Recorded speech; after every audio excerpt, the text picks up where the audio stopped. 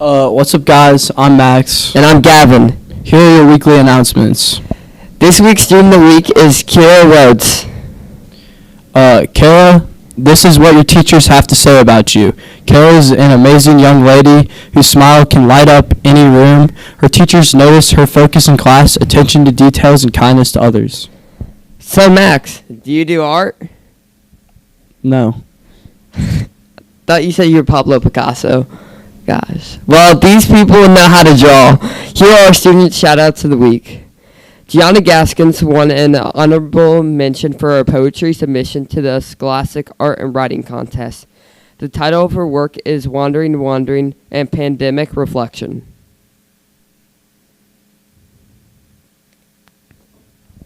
In the recent Scholastic Art and Writing Awards program, 12 Charlotte Christian artists in grades 7 to 12 earned a total of 15 recognitions this year.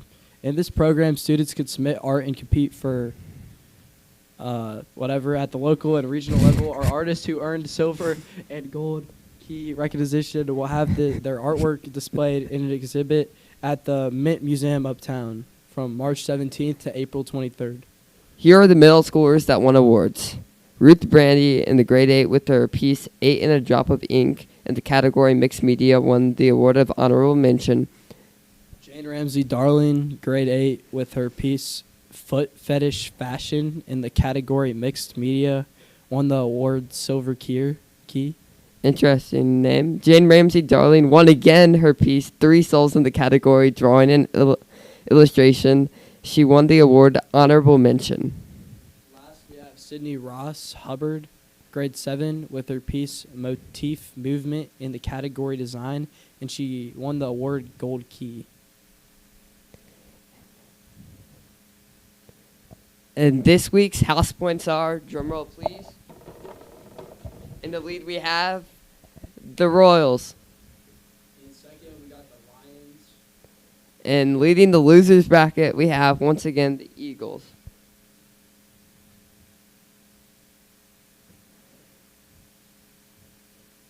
This month is Black History Month, so we're spotlighting influential African American figures throughout American history to recognize their contributions to our country.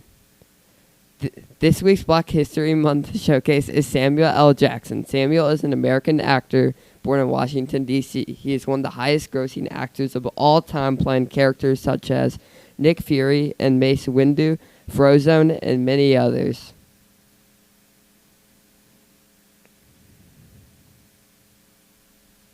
Tomorrow we will have a Bible character dress-up day. Make sure you dress up. Students must wear non-villain costumes that adhere to all dress code policies. Leggings and athletic wear will not be permitted. There will be a costume contest during chapel. Bring on your best non-villain Bible character. Remember, no Satan, Adam or Eve, pre-fall or post-fall characters, and please be respectful to your chosen characters. Each month, parents generously donate monthly blessings. We drew 3 teachers' names from those prizes, and the winners this week are Miss Courtney Wilson, Mr. Wilson, and Miss Griffin. Teachers, if you could please stop by the media room to pick up your prizes. Congrats, teachers. And now we will be having Miss Morgan and Miss Culberson join us to talk to the current 6th and 7th graders about electives for the next year. 8th grade advisories, you can feel free to log off for your advisory lesson. See ya.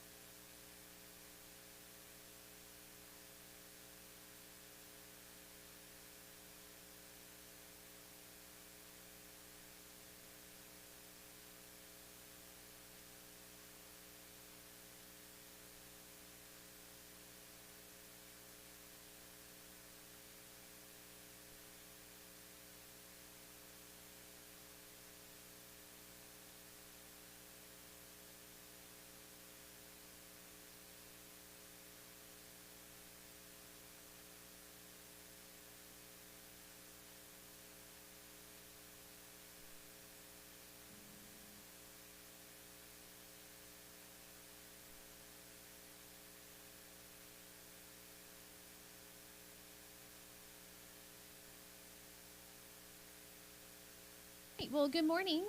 I am joined with Ms. Culberson. We're going to talk to our 6th and 7th graders about our elective registration process. This is not totally new for you all, so we just want to go over, there's some new classes and some new processes if you're in 7th grade. So we just want to touch on those this morning.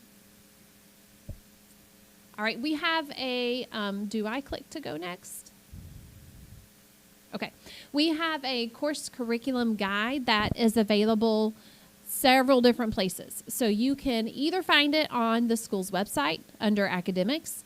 You can also find it in the focus that will go out this week. There will also be an email that goes out to your parents this week on Friday with all of this information. So there's lots of ways to find it. And in the curriculum guide, there are descriptions for every single class, every core class, so including language arts, all the different math classes, science, social studies, and all of the electives. So if you're wondering what a certain class is going to cover, that's where you look. So on the next slide, we'll talk about the different classes that you take in 7th and 8th grade. We're going to start with 7th grade. So you have core periods, and you guys know what these are. Language arts. In math, you'll go into one of 3 math classes, either Math 7, Pre-Algebra, or Algebra 1. That is determined based on the grades in that class and your teacher recommendation. Life Science and Modern World Civilization. So all of those are given to you in addition to Bible and Life. Let's see, if I can just control, I think that'll be good. There we go. Bible, which rotates with Life Fitness. Life Fitness is just a new name for PE. So same class, different title. So Bible, Life Fitness rotate, and then whatever language you were in 6th grade is what you will automatically be enrolled in 7th grade. So if you're in Latin, you'll go into Latin. Same with French and Spanish. 6th graders, if you want to change between 6th and 7th grade, that's not super easy. We don't recommend that. But if you have questions or you want to explore that, you need to reach out to me or Ms. Culberson. Sometimes we'll able to approve that if you take maybe some additional coursework, tutoring over the summer to make sure that you are ready for 7th grade. Now, 7th and 8th graders, when you're in world language, you cannot switch between 7th and 8th grade. And this is why. When you take a language in 7th grade and then in 8th grade, you get credit for a high school level course. If you take both years, you get credit for level 1. And then when you get into upper school, you can start with level 2 or level 2 honors. So we also have some choice periods, and this is what we're going to talk about today. Ms. Culberson will go over, it's kind of like a puzzle piece that fits together, and so your electives fall into 3 groups, either fine arts classes, and everyone is required to take one of those, and then innovation STEM classes and personal skills. So in 8th grade, it's very similar. You're going to take language arts. You're in one of 3 math classes, either pre-algebra, algebra 1, or geometry. Earth science, American civilization with the emphasis on North Carolina. Bible, again, that rotates with Life Fitness. And then you'll take the second part of that level 1 world language. For you, the same thing. You're going to choose between a combination of these 3 electives: fine arts, innovation STEM, and personal skills. So as a fine arts requirement, you have to choose one of these that are on the screen if you're in 7th or 8th grade. So some of them are semester, some of them are year-long. Acting 7-8, creative media, digital music, exploratory art, guitar, and ukulele. Those fine arts classes are semester, but notice there is an asterisk beside those classes. Anytime you see a class when you're registering with an asterisk, it's really important, especially if you're in 8th grade. So 8th graders, listen up. If you have already taken that class in 7th grade, you may not repeat it in 8th grade. So if you're in digital music right now, or you took it first semester, do not rank that as one of your top choices. You will not be given that class. So instead, make sure you're ranking courses at the top that you're actually able to take. Act 2 is audition only. So if you rank this as a course that you're interested in, put that as your number one choice. And then Ms. Hilton will reach out to you with information about how to audition, the dates, the requirements, all of that information.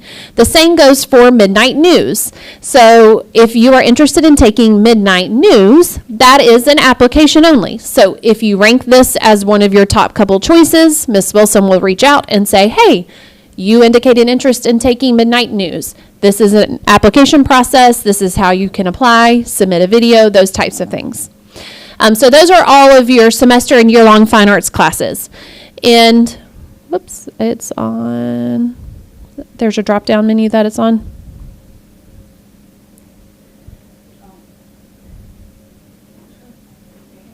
Okay, so then we've got the second group that you could choose from are our innovation and STEM classes.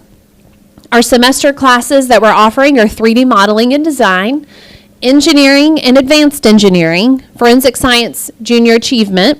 So those are semester classes. And then year long, we have robo nights. So again, you see all those classes with asterisks. That means if you took those in 7th grade, you may not take them again in 8th grade. You should not rank those as any of your top options. Engineering is required before you take advanced engineering. But if you're going into 8th grade and you're like, hey, I've heard some cool things about advanced engineering. They're building tiny, tiny houses, like for, the size that would fit a doll, with running water and electricity. That's super awesome, lots of fun. You can take engineering your first semester of your 8th grade year and get into advanced engineering second semester. So don't count it out if you weren't able to take engineering in 7th grade and you want to do that. Go ahead and rank it. And then junior achievement, again, in Robo Nights, those are your other options. And our personal skills category, the third category, the semester options are faith and sports. Speech and debate, that's a new class. So maybe you took public speaking in 6th grade and you want to continue this on. Speech and debate is available. Study hall, you can either take that as a semester class or a year-long class, but you cannot take more than one study hall per semester. Again, you see those with asterisks. If you were in 7th grade and you already took those classes, do not register for them for 8th grade. You will not receive them as much as you might want to. All right. So let's talk about those electives that Ms. Morgan just described. You're familiar with how those electives work, and you can take them either as a semester class or a year-long class. But remember, one of those has to be a fine arts elective. So let's look at how we're going to put those puzzle pieces together for you. There are 3 different combinations that you can choose to be able to take your electives either on A day or B days as you go throughout your 7th or 8th grade year. The first combination would be for you to take 2 year-long electives, one meeting on A day and one meeting on B day. So as you see on the screen, this would be a possibility. You could take band. Let's say it meets on A day and it would meet all year long. And then your other choice would be to choose another year-long class, maybe something like Robo Nights, that would meet on B day all year long. So you would have 2 electives meeting opposite days all year long. Another choice would be to take a year-long class and 2 semester classes. So you would have 3 electives that meet throughout the year. So an option could be to take choir, which meets all year, and then 2 semester electives on the opposite day. So something like creative media and engineering. So that would give you a total of 3 electives for the year. Your third option would be to take 4 semester electives.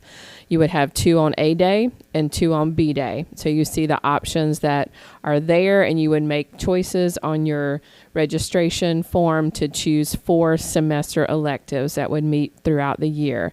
So those are your combinations that you could do. You have 3 different choices: 2 year long, choose 3, 1 year and 2 semester, or choose 4, all 4 semester. So think about that as you're putting your puzzle piece together when the elective registration comes out for you on Friday. This is what the form will look like this year. This will come out in an email on Friday to you, We're going to click on one of the forms so that you can see what it looks like. I think, Miss Wilson, you may have to do that for us. And if you'll scroll down, as you look at the form, there's some general information that you'll fill out, your first name, last name, and then as you'll see, it is divided into choices for you to choose your elective: first choice, second choice, third choice. And as you're thinking about that puzzle piece that you want to put together, if you go to your first choice and you choose a year long, then you're going to want to make your second and third choice 2 semester electives. If you make your first choice a year long, you're going to want to make your second choice a year long. So think about that puzzle as you're choosing your electives as you go through. And make sure you fill out all of your choices through number 8. And then we ask that you choose some optional fine arts electives, because remember, that's required, so that as you work your way through, you're going to make sure you get the choices that you've ranked in the higher order. All right, I'm going to turn it back over to Miss Morgan. All right, so back to the presentation. A few important notes. Again, you're required to take 1 fine arts elective, and in the course curriculum guide and even in the form, there are notes beside each class to remind you of which ones those are. This is not a first come, first serve process. So if you have a sibling in the upper school, you probably know that they complete their course registration. It is first come, first serve, meaning it's important that you finish yours or submit yours early. That is not the case here.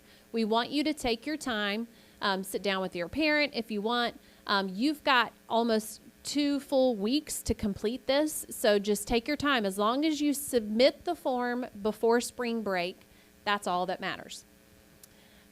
Courses, again, with an asterisk, that is so important, especially for our rising 8th graders. If you already took a class in 7th grade that has an asterisk, please do not rank that in your form, because you will not receive it. And then you've just kind of skipped over maybe something that you would have rather taken or that you're able to take, and you put it down at the bottom of your list and we didn't prioritize it. So you've got to be really careful when you're completing that form.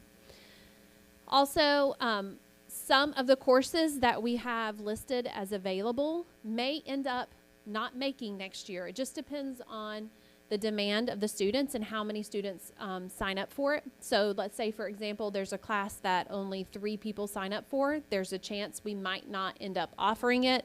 If a whole bunch of students sign up for a class, we'll try to offer more sections. So just note, just because it's on the form does not necessarily mean it will be available next year. In the event that there's a course that has way too many requests and there's a lot of students that could make it fit into their schedule, but we don't know how to choose which ones to go in, we'll use a random lottery, meaning that we'll give every student a number, and then we'll use a random number generator to randomly select, let's say, 20 students for that class. And those are the students who will go in. So again, it's not first come, first serve. Do not rush to complete the forms. So on Friday, the 24th, an email will go out to your parents. It will include the curriculum guide, which describes every course. The forms will also be included for you to open up. This is not something you do in MyCCS. It's just a Google form. You saw that Ms. Culberson went through. And then March 10th, the registration form is due. So it's no rush, but do not forget it, because we will almost immediately begin working on class placements for next year as soon as those come in after the 10th. So it's really important that yours is included and that we don't have to chase you down to get your form from you. So that is all that we have for registrations. Again, everything is coming out to you on Friday. If you have questions along the way, like fine arts questions, ask your teacher that you're with right now. Talk to Ms. Niesner. Talk to Ms. Wilson, Ms. Green. You know, you can talk to all your teachers about these classes to give you an idea of what to expect, but you can also reach out to me and Ms. Culberson. All right, thanks for joining us.